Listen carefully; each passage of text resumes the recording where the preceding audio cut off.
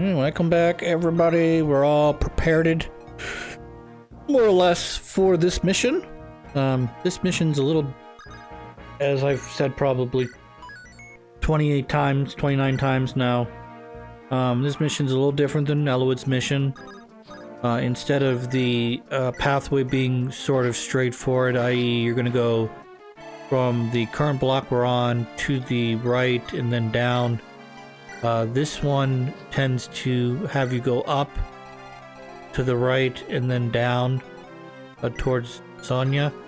But if I remember correctly, the bridges between the platforms seem to last longer, and there seems to be more of them. Like, instead of trying to restrict you to one or two islands, if you can't get your units across the lake, that is, or the water, you know, they'll just get stuck in the water, obviously. But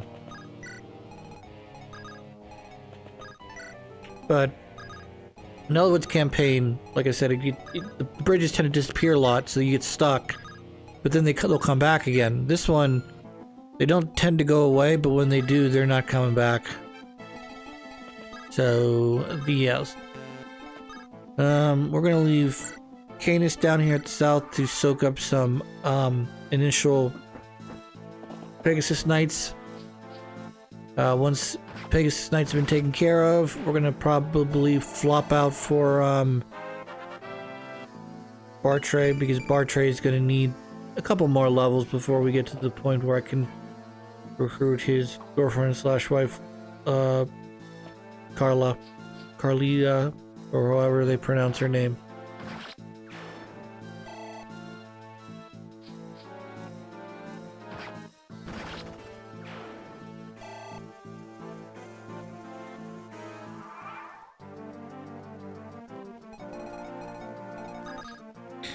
So we can easily overextend ourselves with the Pegasus Knights, any of the flyers, in fact, which would be your 3 Pegasus Knights in this version, and Heath. But we're not going to be doing that because I'm not in a big hurry to try to go, you know, defeat this in record time. I'm sort of here to soak up any experience they're willing to give me, so I can hopefully 2020 most of my guys, at least 6 or 7 of them, including the Lords.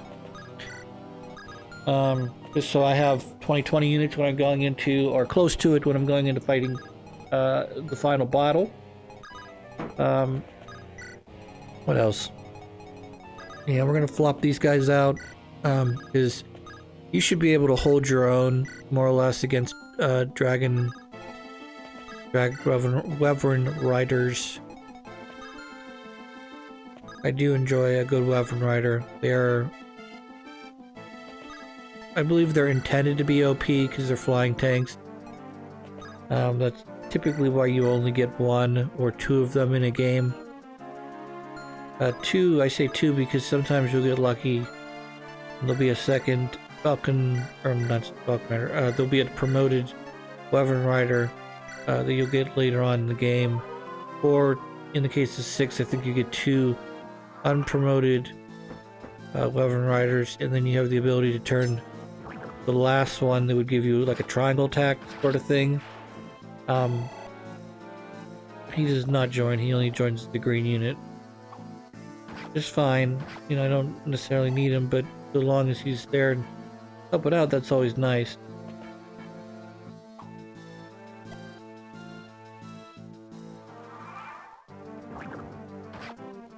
Alright. So one of the little things you need to watch out for, there's obviously a silent staff on that guy.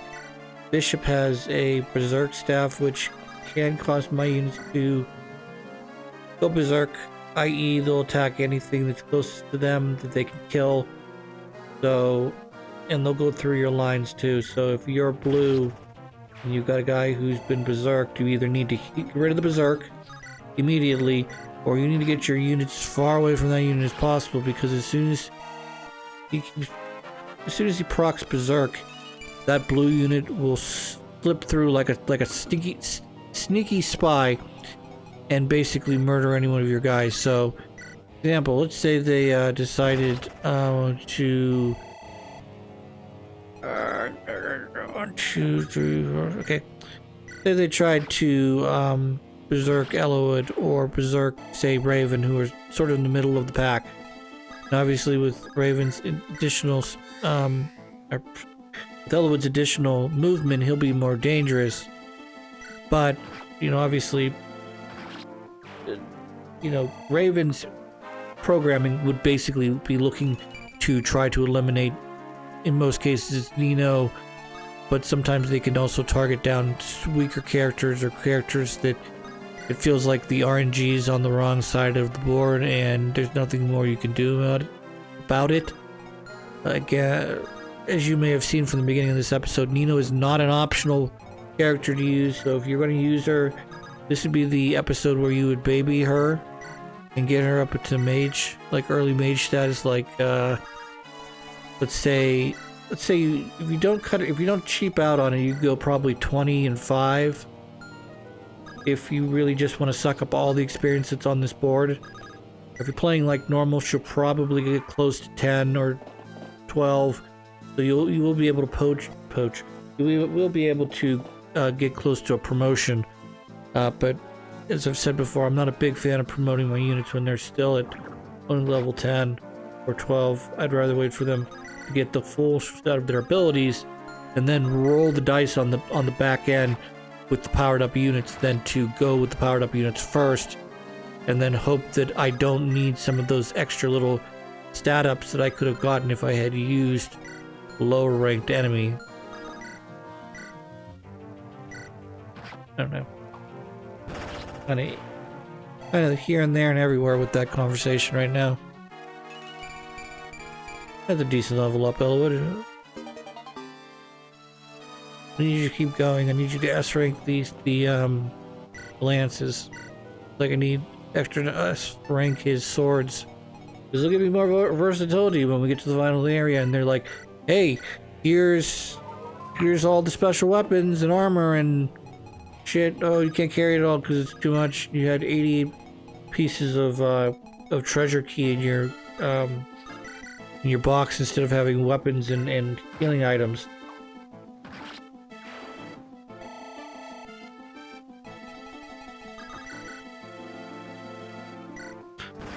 Yeah, we're just gonna kind of pick you guys off as you go along. As none of the other guys, i.e. the warrior, Lynn, etc., nobody except for sniper / archers can operate a trebuchet. So it feels like you should be able to wield it with any character, but they get like a penalty to doing that. So if you wanted to, you could have a very accurate, let's say, Flying Pegasus character do that. Very highly accurate. They're less likely to miss because they're so close in intelligence and I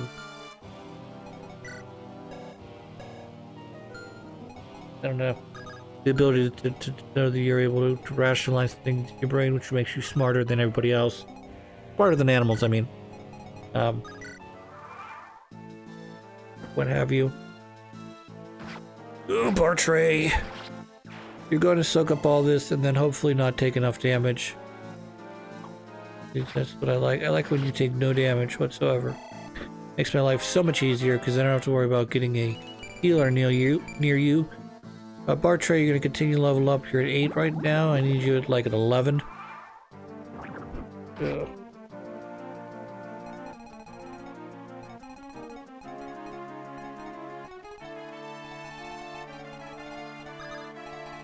What else?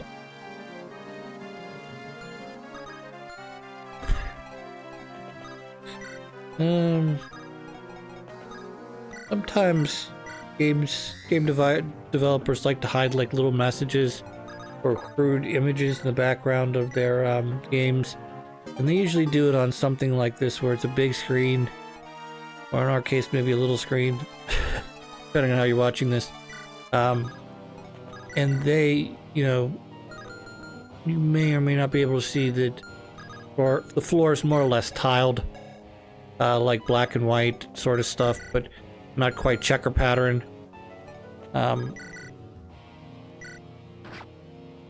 I don't know. Kind of always like that.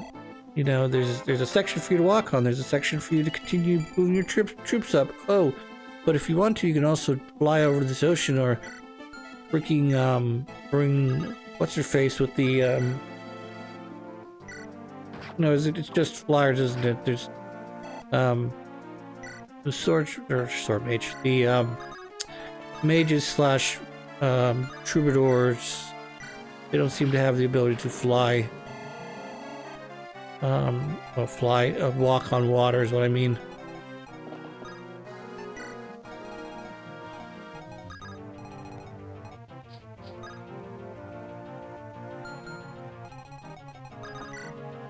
And so while I'm working on this now, let me tell a quick fun story. I was supposed to go out to get drinks on Friday of last week. Unfortunately, the people who had promised to go canceled earlier in the week. I didn't find out till Friday, which kind of bummed me out, but is what it is. People don't want to go, they don't want to go.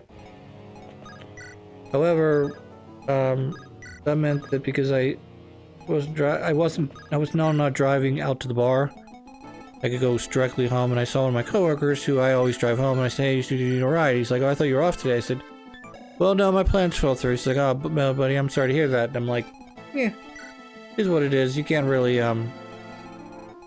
I mean, I'm upset about as much as I can be at this moment, because, you know, ultimately, I would have rather spent that time with my coworkers. Yes.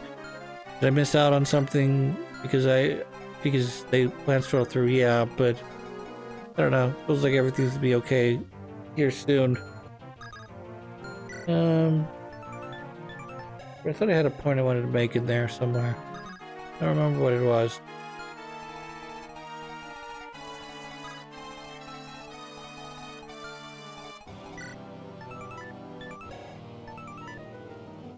Berserk, which I don't think I can steal off of him. But I can steal the angelic robe.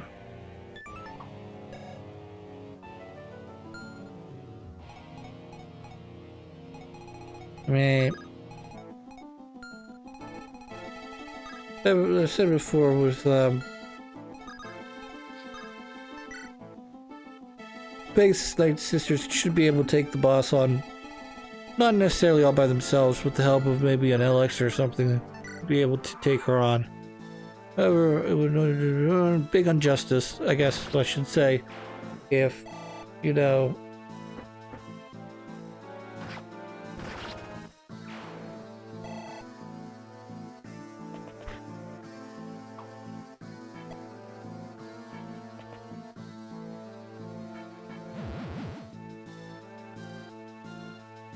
meow, meow, meow, meow, meow, meow.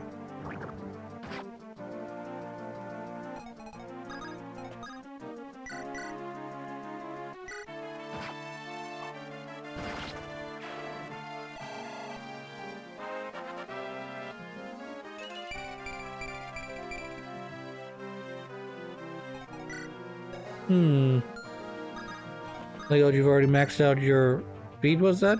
One speed? Not bad, it's just not, like, any good either. Having the lowest of all attack stats.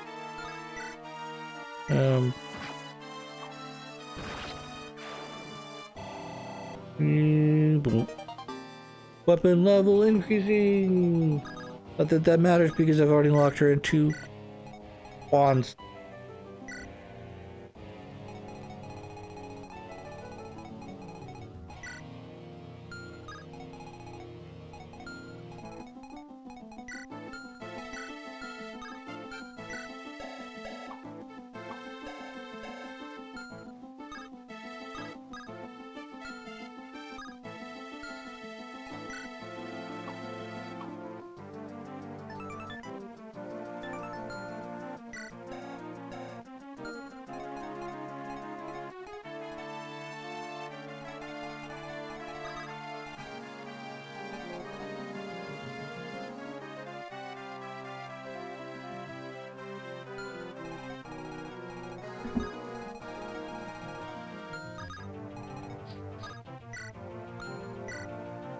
The plan now is to try to get up towards the treasure chest, take out the guys that are guarding the treasure chest, including the snipers on the ballistas, and of course these guys as well. I believe this guy's got a blue gem fallen off of him, so that's what we're going to do. Primary objective. Secondary objective is, if possible, to try to get Anya to use her boltings, so I don't have to worry about that as I approach.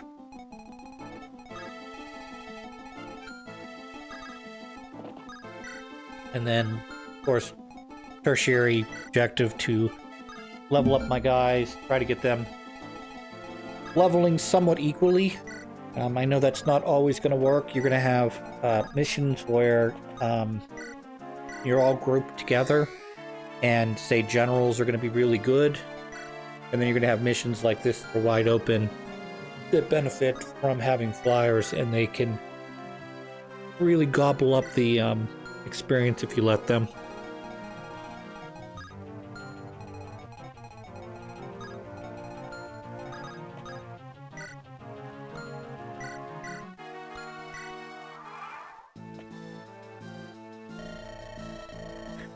No longer will have your quintessence. The new perfect people like me. Perfect people.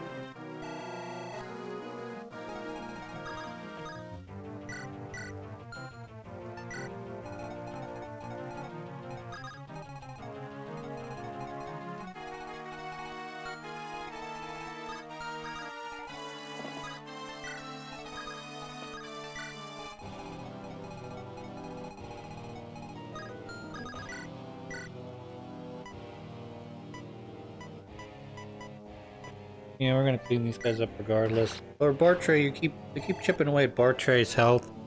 It's kind of getting on my nerves because I don't really have anyone near him to heal.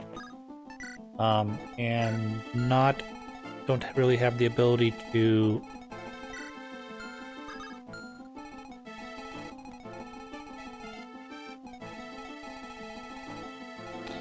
I do have the ability to fly over one of my healers, and also I've got a psychic, or whatever that wand that allows me to throw magic, essentially, or healing across the board a little bit.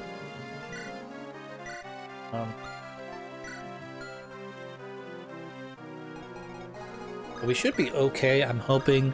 Obviously, if I get critted or I start getting unlucky with some of these Bartray dodges slash big damage to Bartray, I might be in kind of big trouble, but for now, we should be okay. Rebecca, yeah, that's what we want to do here, is we want to kind of eliminate your guards. Make sure that we get more or less a clean shot, I guess, at Anya without having to really worry about level 10. Somehow, I've said this before, but somehow I get towards the end of these Fire Emblem games, and I start looking at my classed up guys going like, oh, she's so underleveled. I mean, she's not underleveled insofar as I'm not struggling in the mission by any stretch of imagination, but like at the same time I'm like, oh, I've only got like 3 more levels. She's only at 10. I need her to be closer to 20. And then like what ends up happening is then you go, well, no, Chris, you gotta think. This is a extra mission, first of all. The mission after this is going to be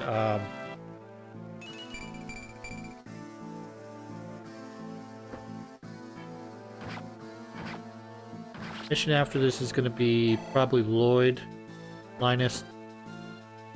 Then you're going to have another mission where you're regrouping or defending a castle. And then after that, you're moving into the final couple stages. And that's provided I'm not forgetting, again, I'm not forgetting a stage or two in between there.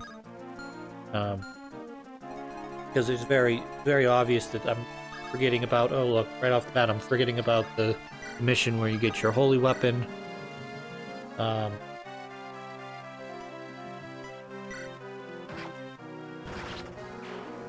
Probably another one or two in there that I'm not thinking of.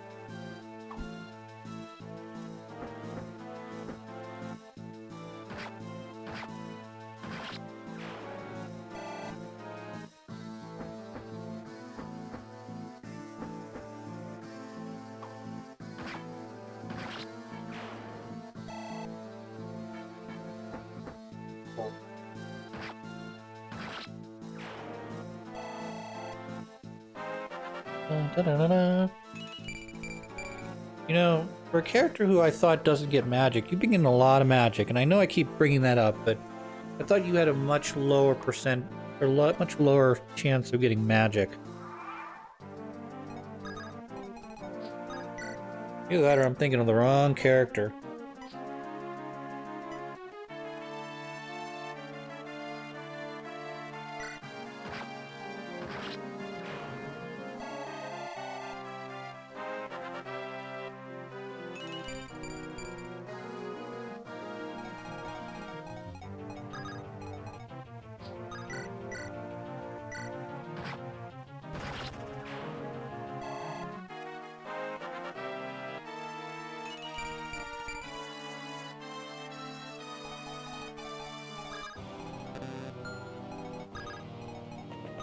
Okay, maybe I'm wrong. Her growth rates I thought were worse than this. She's got a 50% chance of getting HP and magic. She's got a 60% chance at luck, 55 at resistance, and then her lower stats are their skill, 30%, speed, 40%, and defense at 15%.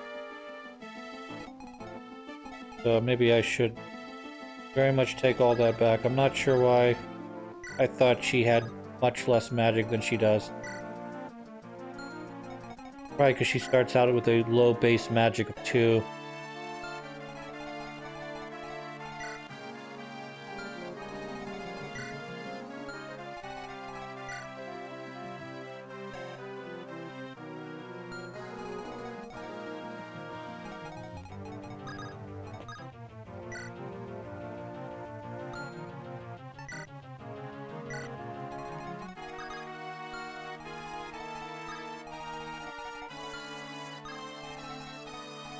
I think it's because she's... Big downside is the fact that she is a relatively frail mage, whereas... or, you know, magic user, whereas Canis gets defense. I'm guessing Urk and the other mages can't get defense. So that's probably what is the reason why a lot of people are just not using her, is because she has low defense. And of course that makes her very, as I said, frail, because if she's not she gets attacked, there's a very good chance she's going to go down.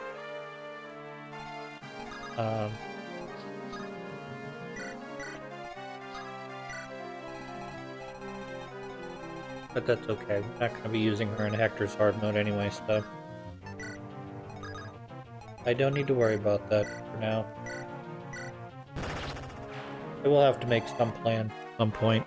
by plans, I mean not do anything and just suddenly, after another year or so, sit down and play Hector's hard mode and completely forget I'm having this conversation right now. Because I will. I'll completely forget I'm even having this conversation 2 days from now. But, you know, I gotta make a plan when I play Hector's hard mode. Figure out who I want to bring in. Do I want to make it really hard on myself? Or do I want to try to make it more manageable? And obviously I could really, as I did with this campaign, kind of cheese it.